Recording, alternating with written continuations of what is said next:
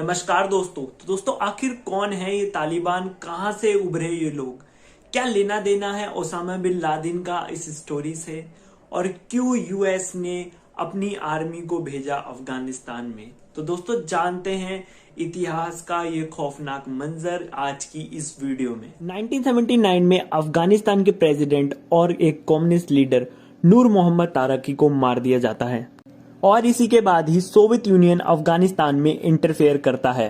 तारकी खुद एक communist leader थे, लेकिन इन्हें मारा भी इन्हीं के एक फेलो कम्युनिस्ट लीडर के द्वारा ही गया था, जिनका नाम था हफीजुल्लाह आमीन।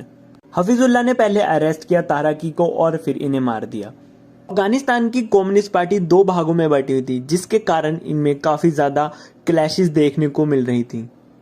अगर बात करें नूर मोहम्मद तारिक की, तो वो कुछ ज्यादा इनोसेंट थे नहीं। इन्होंने भी कई बार हफीजुल्लाह आमीन को मारने की कोशिश करी है।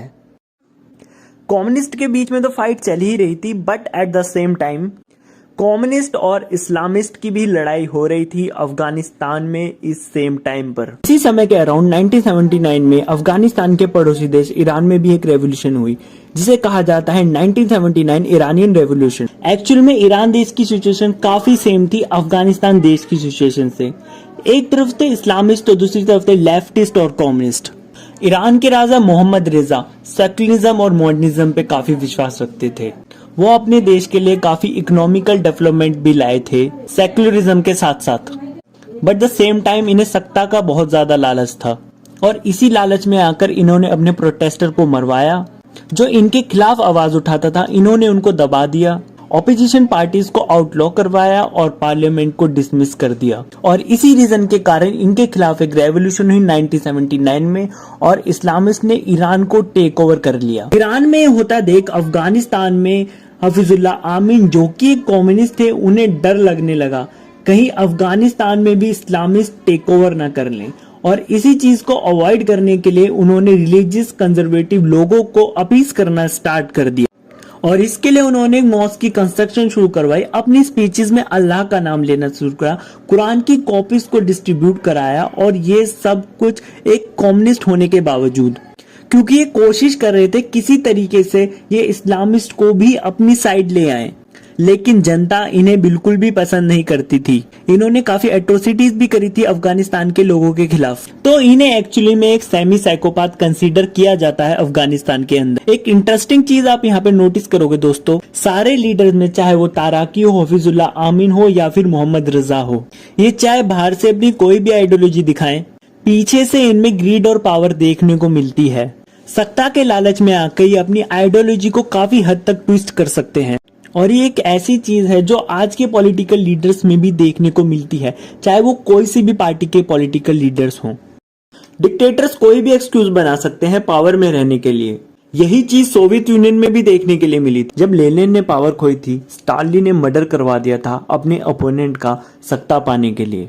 कहानी में आगे हुआ क्या, दिसंबर 1979 को, इससे पहले कि इस्लामिस्ट टेक ओवर कर पाते अफगानिस्तान पर, सोवियत यूनियन ने इंटरवीन कर लिया अपनी फोर्सेस भेजकर। सोवियत यूनियन ने वहां जाकर हफीजुल्लाह को मरवा दिया।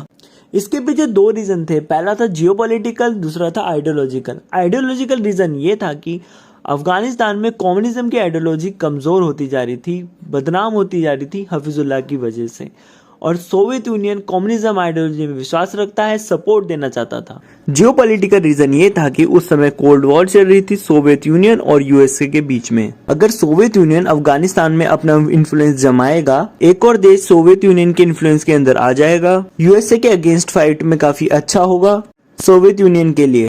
हफीजुल्लाह आमीन को मरवाने के बाद बारबरा कमल को इंस्टॉल कर दिया गया as the new head of government.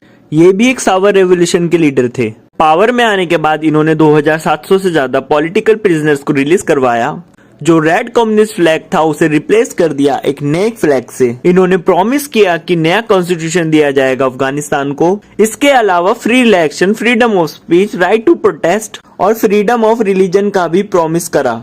Finally ऐसे लगने लगा कि अफगानिस्तान में शांति आएगी, पीस आएगा और अफगानिस्तान एक सही डायरेक्शन में आगे बढ़ने लगेगा।